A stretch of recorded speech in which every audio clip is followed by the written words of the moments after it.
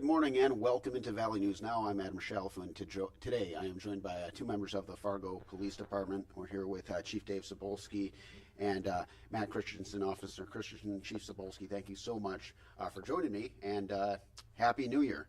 Today we're talking a little bit about traffic. We're talking about pretty much a lot of different angles of that program that resumed a few months ago, an update on that. Is there anything you guys would like to say or share before we get into the interview? No, I think we'll just go right ahead. Yeah, no, thanks for having us. Happy to have you. All right, so we're talking about the FPD's traffic safety system. Now, one of the first things in my notes that really stood out to me was that you guys revived in September a program that is aimed to curb dangerous driving behavior in Fargo. I looked at some of the numbers. We'll take a deep dive into some of those numbers, but it looks like it's going well so far. Yeah, and the revival of that team really is the result of a lot of community input and needs. I think we've all seen the dangerous driving that has proliferated, not just here in Fargo, but in cities across the United States since the COVID pandemic, and they've persisted. Very dangerous for our public, high speeds, exhibition driving, things of that nature, and we did not have the resources in our department to commit to a proactive traffic safety team. The original one had been disbanded in 2016, so we acquired a grant from the U.S. Department of Justice that helped us support those positions along with some city funding, and we were able to finally put that all together in September of 24 and roll those folks out in the street, and they've had, as you'll see, an astronomical effect on traffic safety. Have you seen anything firsthand with that as well? Yeah, so we started it in the beginning of September there with our first 4 officers. We'll add our additional 2 for a total of 6 here. Next week, actually on Monday, January 6th, we'll have our full complement of 6 traffic safety team officers. Included in that team, this isn't through the grant, but we also have a truck regulatory officer that is focused more on like the commercial vehicle enforcement, but he's also included in that traffic safety team and can help with that as well. And I understand the approach is purely proactive. Can you just explain to me what that means exactly? Sure. So proactive means they don't respond to calls for service that our normal patrol officers would do. Their focus is strictly to go out and do traffic enforcement. And as we'll talk through this, obviously we work with our intelligence and analysis unit to identify areas of the city that really require that focus and where we can send those resources to have an impact. We'll show the stats here in a little bit, but our main focus is the dangerous driving behaviors, keeping our streets safe, utilizing that traffic safety team. But I think this is a good highlight to show that when we're given the resources that we ask for a particular problem, we have immediate results. That's definitely a good example here. Now, what kind of dangers did this pose, and what kind of successes have you seen getting things kind of back under control since early September when this resumed? Sure. So our citations and traffic stop numbers have significantly increased because they have that ability to just make that their primary focus. We've had some really good successes with some very high speeds, reckless driving, careless driving that they've been able to intercept and do some enforcement. So we've had a lot of success stories as far as that goes, just because they have that proactive approach. They're not responsible for calls for service like our other officers are. Our other officers also have the expectation to do traffic enforcement, but obviously their main focus is for the calls for service and those priority things that the citizens need help with, where this traffic safety team just specifically focuses on those traffic safety things. And I know that there's certain areas that have been, let's call them hot areas for reckless driving. In particular, I know I've just even heard it, the drag racing. So how did you guys identify those areas going into this, and then I guess carry out the game plan to monitor said areas? Sure. So obviously citizen complaints are a big component of that when they call in and identify areas where there's high speeds or loud mufflers, people racing, so we can identify those areas through that. Our intelligence and analysis unit kind of compiles that information. We work with our traffic safety team officers to identify those areas and then get them in those areas to do that enforcement. So that's been successful, but the citizen information has been huge for us. The areas that are like 64th Avenue, 52nd Avenue South, those long straightaways that have wide, lots of lanes of travel are popular. 10th Street North, those types of areas where there's a lot of traffic and, on a cool, calm summer night, you can hear those mufflers from a long ways away. And so the advantage of this traffic safety team is that we can put them in those areas where if someone calls in with that complaint, patrol officer might not be able to get there right away because they're on a call for service or they have other priority things that they have to deal with first. So it might be a long period of time before a regular patrol officer would get there, where we can put these traffic safety people in those areas on the front end and be proactive that way. And I think the other piece is they have the ability to roam around as well. And to be honest, any street is a good street for people to be driving too fast on, and we're seeing this across the board. We've known this for some time. We just had a woman killed on 38th Street South and 55th Avenue South. That's not a main thoroughfare. But we've known and tracked for some time, which led up to the request for this traffic safety team through the grant, that we've got a lot of people blowing red lights, blowing stop signs. And when you look at the fleeing data that Captain Christensen is going to show you here in a little bit, you will see that a lot of those fleers are not just the dangerous drivers, they're also the people who are blowing stop signs, blowing red lights, and not stopping for officers when we're attempting to enforce those traffic citations, which again is extremely dangerous for our public. So we see this activity across the city. It's easy on those hotspot areas to identify because there's such huge arterial streets, that type of activity, but frankly, it can be anywhere, and our traffic safety team is everywhere as well, enforcing those same violations. Let's take a look at some of these numbers. I'm going to go ahead and pull this up on the screen for everybody watching online. And so this is a traffic stop comparison. In the green, we have 2024. In the orange, we have 2022. And in the yellow, we have 2023. Whoever would like to kind of break down these numbers and tell the story beyond the numbers, I'll pass the microphone over to you. Sure. So these numbers really show the impact that our traffic safety team has had since the implementation. Again, like I said, our patrol officers do a lot of traffic enforcement when they're able to. But when you put a specified team have that proactive ability on a problem, you can see the huge increase in our traffic stop numbers, showing that they're out there doing that enforcement. That's their primary focus, and having a huge impact on the ability to intercept those drivers that are violating the law and causing our public streets to be less safe. We'll get into the next slide here, and this one we'll be talking about dangerous driving citations. And this one, it really just kind of jumps off the page at you.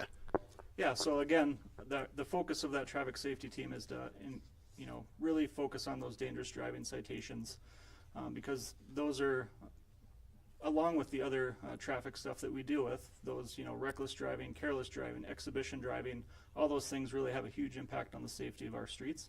So we really want that to be their focus, and we certainly don't condone giving warnings for that kind of stuff, just because of that safety aspect. So you can see that our traffic safety team, like I mentioned, being able to be proactive, roam around the city, identify those issues, have had a huge impact just with the number of citations and the increase that they've had. And that's just with the initial 4. Again, like I said, we'll be adding 2 more here next week. And talking a little bit about dangerous driving, I feel like it's a blanket term for so many different things. It can be distracted driving. I see more than ever, who knows, somebody's on YouTube, somebody's on the Instagram, whatever it may be, while they're driving. Back in the day, it used to be maybe somebody was on a cell phone making a phone call. It's only escalated. And so what is the most common dangerous driving behaviors that you guys have seen out there on the streets? Well, obviously excessive speed. We've seen a ton of very high speeds that our traffic safety team and our cops, patrol officers have dealt with, but the racing is a big one. Obviously, like you mentioned, in the summertime you can hear them racing each other on streets. That causes a huge safety concern, not only for the public, but for the people driving those vehicles in an unsafe manner. The exhibition driving, reckless driving, the careless driving, high speeds, those are all the ones that we would include in those dangerous driving citations, as well as the distracted driving, like you mentioned. Now, Chief, this one's for you, because before we got started here, you pointed out that this is not just a Fargo issue. This is something that's happening just about everywhere all across the country. Yeah, you'll see this in just about every city across the United States. And again, it really seems to nationally have started during the COVID pandemic. Fewer cars out on the road, and people just started driving at increased speeds, and it just seemed to persist going forward. And we can see the data that we track in that same fashion. And along with that, the thought that I can do whatever I want. If the police stop me, I'll just flee from the police because they won't likely stop me for a traffic violation has proliferated the increase in fleeing vehicles, and we've got some data to show on that, and also some legislative efforts that we're undertaking to address both that and the increase in fines that we think is very necessary to have an accountability measure for these violations. Right now, our fines are so nominal. Why wouldn't you speed and do all these things? Because even if you stop, the fine is a pittance compared to what it should be to have an actual measure of accountability. And just to go one step further in your prior question, what's most dangerous? Really, it's the culture of driving. And the culture of driving, not just here in Fargo, but nationally, is continued to evolve, where there's so many people that think they get behind the wheel and they can do whatever they want. I can go as fast as I want. I can violate whatever traffic laws I want. If you look at a lot of this, I can drive with a suspended license. Actually, if you look at our traffic violations, I believe driving with a suspended license is the most highest category of violation that we see, but it's also the least amount in terms of the criminal justice system. We have just a ton of people that stopped with suspended licenses. By the way, I believe the individual that killed that woman on 38th Street had a suspended license. And so, the culture and the accountability pieces are missing. And so what happens when that is allowed to occur, you have people in society, you got groups of people that follow the law, you got people that don't follow the law, and there's people in the middle, the largest section.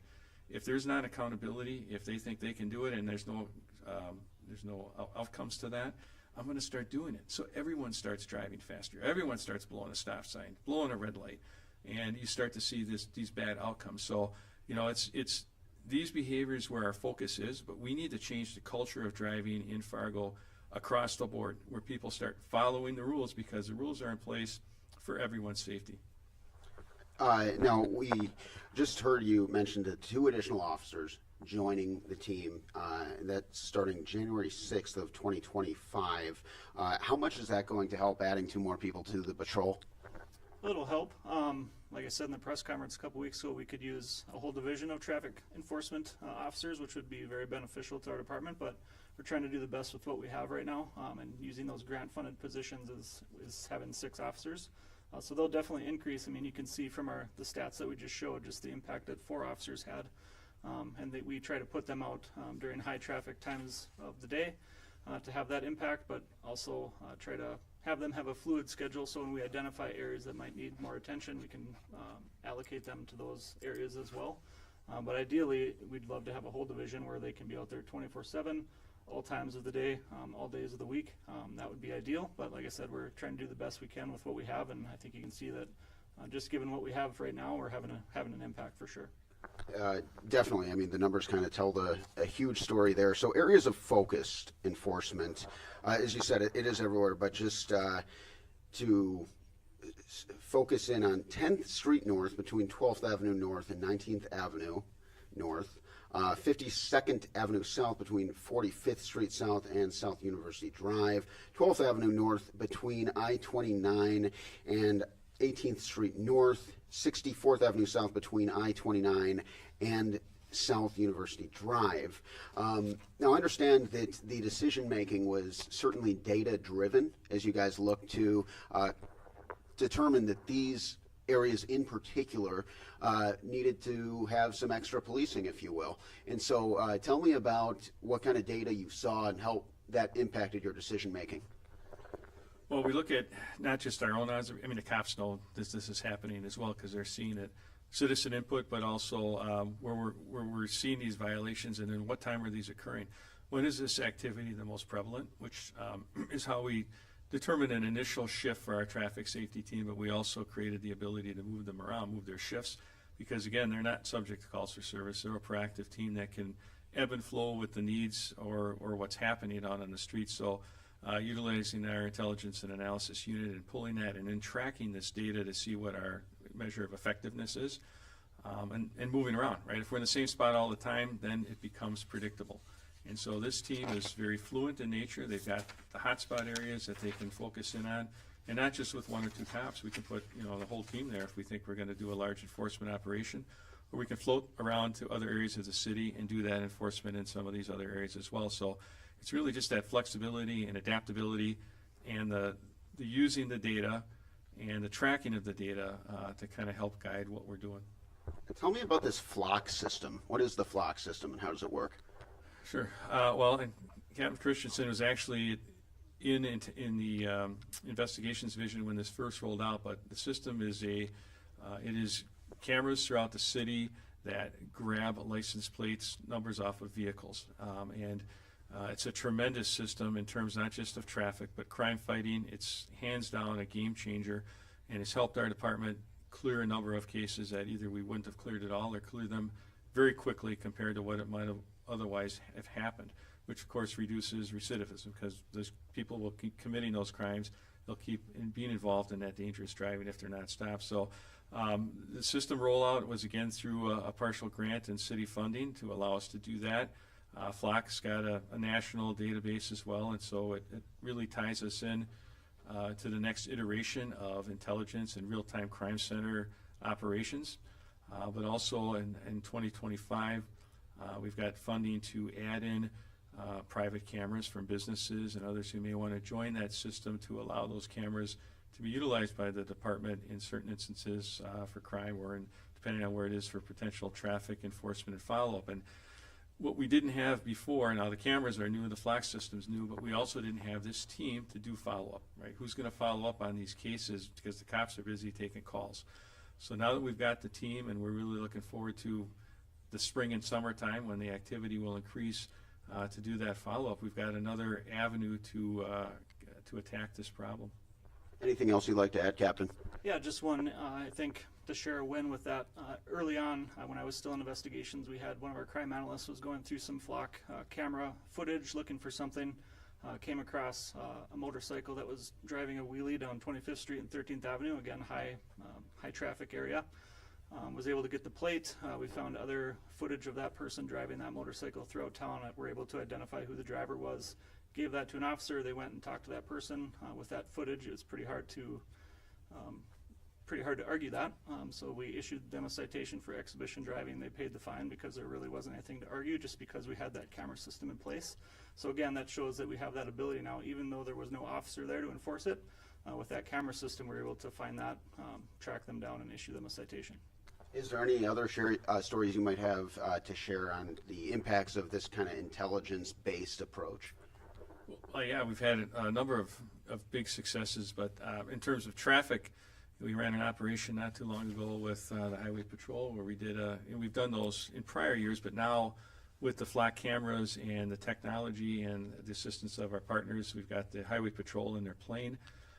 We actually got one of the, as I said earlier, motorcycles is a huge problem here and in other places because they're not going to, if they don't stop, they're too, they're fast, they're hard to track down. A lot of times these people will remove their plates, do this driving, and then zoom off and put their plate on. And again, now we can identify who these vehicles, who they are and where they're at. We had a really good situation where a motorcycle was driving recklessly. Our officers tried to stop it. He fled at, it was 110, 120 miles an hour was the last clocking that we had on 45th Street South, which is crazy. The plane picked him up.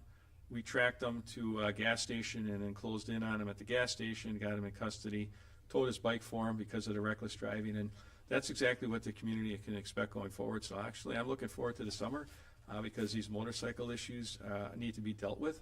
And so we really hope that we start to gain compliance with the motoring public, because we're not going to tolerate this kind of behavior. We will use every and any means from intelligence and the law to upend that. Anything you'd like to add to that, Captain? No, I just think it's a very valuable tool that we are going to hopefully continue to grow throughout the city and be able to use that technology going forward even more. Very good. All right, getting into another one of these slides here. I'm going to get that pulled up. So this is Fleeing in a Motor Vehicle 2024. And I remember just the first time I saw some of this data before the new program went into effect. And frankly, it was alarming to see how many people were just fleeing. But it looks like things have substantially improved. So I'm going to go ahead and pull this one. No, it's actually, if you look at the year-to-year comparisons, if you've got that slide, it's gone up every year since 2022 or 2021. I'll just pull that back up here. Yeah, you may not have, I don't know if you've got the year-to-year comparables, but we can send that to you. And the fleeing has continued to increase year over year. The amount of people that are fleeing our stops. And the important part of the slide you've got there is that in 50% nearly of the cases, we have the license plate. And so that was the nexus for the legislative effort and the owner liability bill that we've proposed last legislative session, passed the Senate, didn't make it through the House, and we're bringing that bill back with the assistance of our state legislators again in this session. And we'll hopefully get that back, but basically puts the onus on the owner of the vehicle who will receive the ticket for not stopping. And that will make its way through the 2025 session. Hopefully we'll get that in place as law, because we really need that piece. It's just an astronomical amount of people, and look at the violations for which they're not stopping. So a danger to the motoring public. There's also a lack of accountability for that driving behavior. And again, we need those tools along with the increased fines to actually have a hammer for this and to deter those who might otherwise decide to do this because there's no penalty, right? So we'll make sure we get you that data, but it absolutely has not gone down. It's continued to increase across the board. Excuse me for misreading that. Yes, this is the vehicle plate percentage, but yeah, I can understand that would definitely help you track things like that. A follow-up question I have regarding that is, you mentioned that there's different states who use that flock system. So does that mean, let's say somebody's speeding in South Dakota or Minnesota, that you might already kind of have, what does that allow you to do? Yeah, no, that's utilized usually in investigations where we're looking for, so if a vehicle commits a crime, we can enter that plate into the system. And if it pings in another state, then we get notified. And so we've had some successes with that from criminal investigations where people who have committed crimes in Fargo, we have the plate for them or the vehicle involved, and all of a sudden we get a notification through Flock that the vehicle's in state A, B, or C, pick a state. And then we can contact that local agency to help track down that suspect and get him in custody. We've had a couple of those successes. We can't talk about the details because those are still pending criminal cases, but it's just astronomical. And the other piece I think that's interesting to the public and us is the amount of traveling that some of these criminals actually do. They get out of North Dakota pretty quick, and they're in other states committing other crimes. And the connection and the connectivity of this Flock system at a national level, again, big game changer from a crime perspective. But we wouldn't use that in a traffic perspective. Okay, very good.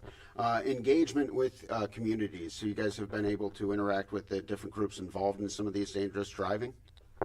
That's kind of our goal going forward as we add to this team and as it kind of evolves over time. Is obviously they congregate usually before they start traversing around the city in large groups, and we want our traffic safety team to kind of build those relationships with them and really explain the dangers of what they're doing, give them some tips on how to do things safely within our city, and try to deter that behavior as best we can. I've talked to several of these people in years past when I've been out on patrol, and they're all, for the most part, very good people. They're just, they get into the group mentality and they start doing things that are fun, or they're looking for an adrenaline rush and they start doing things that put not only themselves but the general public at risk by how they're driving. So we want to try to build that good relationship with them and try to educate them as best we can on how to do things safely and keep our roads safe that way. So trying to engage with them to a certain degree, but then also making sure that we're still also doing that enforcement when they decide not to obey the law. So how has this just at large contributing to keeping the roads safer so far, and what kind of continued improvements do you hope to see at this point? Well, like we said, we've obviously shown that we've had an impact. That's all relative with what we have. We have 4 officers that are just focused on traffic safety. We'll have 6 next week, in addition to our patrol officers that, like I said, try to do traffic as much as they can. But as this evolves and we can start putting more resources in this type of thing, and like you mentioned earlier, it's good to note that we also have our partners with the North Dakota Highway Patrol, Cass County Sheriff's Office. We've done operations with them that are much more large scale, throwing a lot more resources at a problem. So we'll continue to do that as well. We have very good partnerships with those agencies. They have a lot of good officers that do a lot of good traffic enforcement as well. So we'll continue that. So I'm excited for 2025. Like the chief said, I'm excited to see how the summer goes now that we have this team in place and we can really start attacking the problem. Yeah, and I think long term, really all we know right now is we wrote more tickets. And so our intelligence and analysis tracking of are we effective or not, that's going to play out into next year and beyond. What happens with these cases in court? Do we start to see a reduction in dangerous driving across the board, which is the ultimate goal for everyone from a public safety perspective?